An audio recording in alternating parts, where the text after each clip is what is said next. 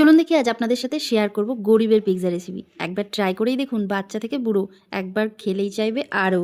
এবার ঝটপট স্লাইস পাউরুটি নিয়ে নিন, তারপর সেগুলোকে ত্রিভুজ শেপে কেটে নিন।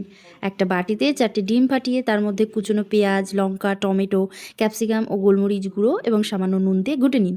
তারপর যেটা করতে হবে, একটা প্যানের ওপর একটু বাটার দিয়ে ওই ত্রিভুজ পাউরুটিগুলোকে সাজিয়ে নিন। এরপর ডিমটা ঢেলে দিন। তারপর 2 মিনিট রেখে সেটাকে একটা প্লেটে অন্য একটা প্লেটে নামিয়ে নেবেন। তারপর আবার প্যানে অল্প একটু বাটার দিয়ে সেটাকে ঘুরিয়ে দিন। তারপর আবারও একটা ডিম ওর উপর ভেঙে দিন। তারপর আর কি মলম লাগানোর মতন লাগিয়ে নিন দেখি টমেটো কেচাপ। তারপরে আবার সেটার উপরে দিয়ে দিন পেঁয়াজ, ক্যাপসিকাম, কাঁচা লঙ্কা, টমেটো কুচি, সঙ্গে গোলমরিচ আর সামান্য নুন দিতে কিন্তু ভুলবেন না। এরপর ছড়িয়ে দিন চিজ ও মেয়োনিজ।